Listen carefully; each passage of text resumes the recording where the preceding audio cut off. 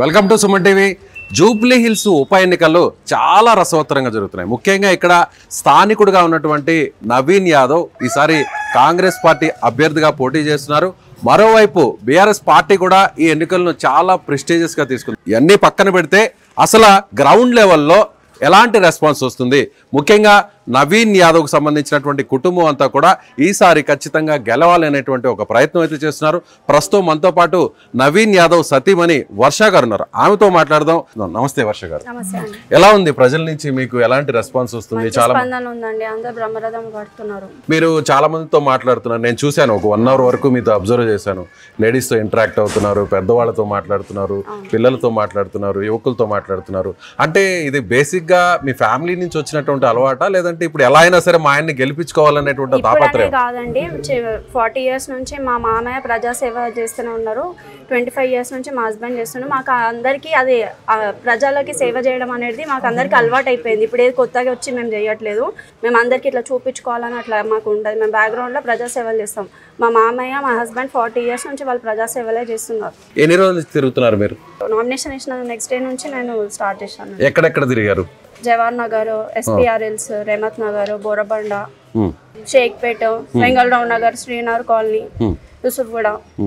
So అన్ని బస్తీల పేర్లు చాలా స్పష్టంగా చెప్తున్నారు. అంటే మీకు ఈ ఏరియా మీద బాగా అవగాహన ఉందా? ఉందండి. ఎందుకంటే మా హస్బెండ్ తిరిగేవాడు కదా, సో ఆయన ప్రతి ఒక్క ఏరియా పైన తనకి నాలెడ్జ్ ఉంది, ఎక్కడ ఏంది అనేది ఇంట్లో డిస్కస్ చేస్తుంటాడు కాబట్టి నాకు కూడా ఉంది.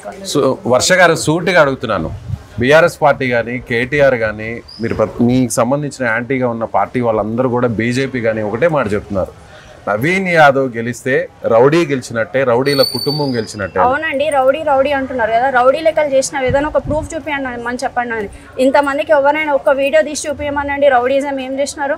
ఆయన పైన రౌడీ షీట్ ఓపెన్ ఉందా? మాగంటిగా ట్రై చేసినారు, ఎన్ని రకాలుగా మమ్మల్ని ఇబ్బంది పెట్టారు అనేది మాకు తెలుసు. పర్సనల్గా 40 డేస్ మా హస్బెండ్ ని, నన్ను, మా బాబుని దూరం ఉంచారండి. అంత టార్చర్ అండి. టీఆర్ఎస్ గవర్నమెంట్ అంటేనే టార్చర్. ప్రతి దగ్గరికి వెళ్ళండి, వాళ్ళ బాధితుల సంఘం ఉంది ఇక్కడ. అంటే 40 రోజులు మిమ్మల్ని మీ పిల్లల్ని దూరం పెట్టారంటారు. ఏంది ఆ సందర్భం ఒకసారి చెప్తారు? కావాలని రౌడీ షీట్ ఓపెన్ చేయాలనండి మా హస్బెండ్ పైన. అంతకన్నా ఏం చేశాడు? ఎవరినైనా చంపాడా, ఎవరినైనా తిట్టాడా, ఎవరి దగ్గరైనా ఇల్లు గుంజుకున్నాడా ఏమన్నా? మీకేమనిపిస్తుంది? ఒక భార్యగా, ఒక వైఫ్గా ఇంట్లో పిల్లల్ని చూసుకుంటూ మీరు ఉంటుంటారు. సో అందరు కూడా ఇప్పుడు రాజకీయాల్లో టీఆర్ఎస్ ప్రభుత్వం అనేది అందరికి మొత్తం లోకం అంతా తెలుసు కాబట్టి మొన్న ఎన్నికలలోనే అందరు తీర్పు చెప్పి కాంగ్రెస్ గవర్నమెంట్ వేసినారు ఓటు. వాళ్ళకే తెలుసు ఎవరు రౌడీలు అనేది.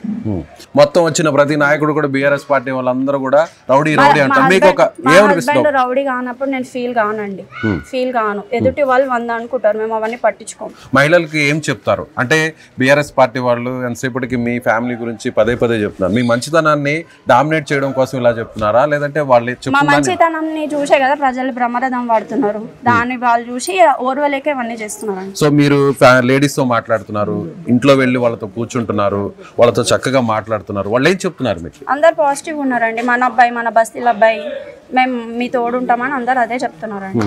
పెద్దవాళ్ళు కానీ, పెద్దవాళ్ళు, ముసలమ్మల కాడికి చిన్నపిల్లలు, యంగ్స్టర్స్, ఫస్ట్ టైం ఓటర్స్ కూడా అందరు మేము నవీన్ అన్నకి వేయాలని డిసైడ్ అయ్యి ఉన్నారు. ఎక్కడన్నా ఏమన్నా టెన్షన్ కనిపిస్తుందా? అంటే ఆపోజిట్ వాళ్ళు చేస్తున్న అసలు మాకు అలాంటి టెన్షన్ ఏం లేదండి. మా జూబ్లీ హిల్స్ అనేది మా ఇల్లు లాంటిదండి. మా హస్బెండ్ అట్లా చూసుకుంటాడు. తన రాత్రైనా ఫోన్ కాల్ చేసినా ఆయన రెస్పాండ్ అవుతాడు.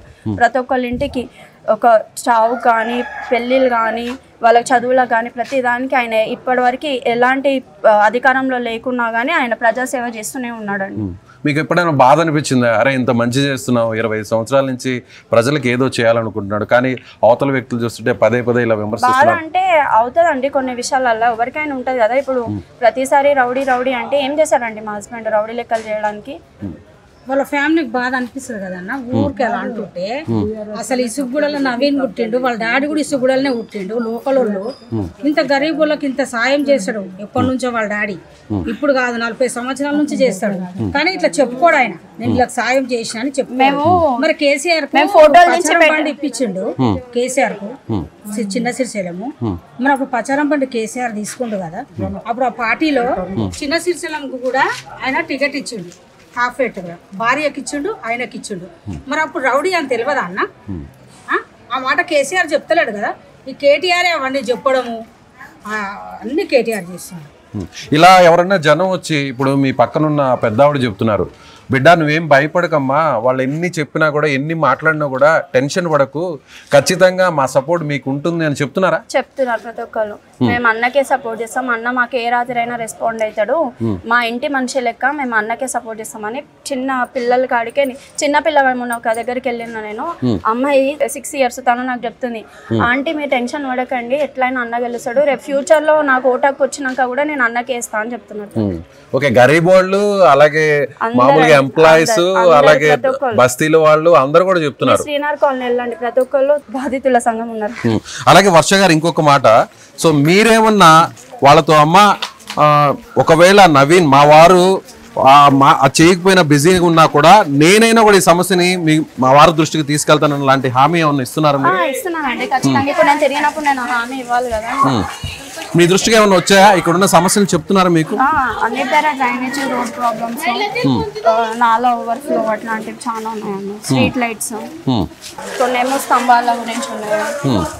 సో ఫైనల్ గా నవీన్ యాదవ్ గారి ఒక సతీమణిగా మీరు ఇప్పుడు జనంలో తిరుగుతున్నారు, దాదాపుగా 20 రోజుల నుంచి జనంలోనే ఉన్నారు. ఫైనల్ గా ఏం చెప్పదలుచున్నారు? ఓటర్లే మమ్మల్ని బ్రహ్మరథం వాడి స్వాగతిస్తున్నారని, ఎక్కడ ఇంటింటికి వెళ్ళినా అందరు హారతులతో మంగళహారతులతో స్వాగతిస్తున్నారు. సో వాళ్ళని చూసి మీరే ఇంకా అర్థం చేసుకోవాలి, నవీన్ యాదవ్ గారు 50,000 మెజారిటీతో ఖచ్చితంగా గెలుస్తున్నారు. ఏ మాత్రం మీకు టెన్షన్ లేదు, ఏ మాత్రం భయం లేదు, సో కాన్ఫిడెన్స్ గా ఉన్నారు, చాలా కాన్ఫిడెంట్ గా ఉన్నారు. కాన్ఫిడెన్స్. రైట్ అండి, థ్యాంక్ యూ సో మచ్.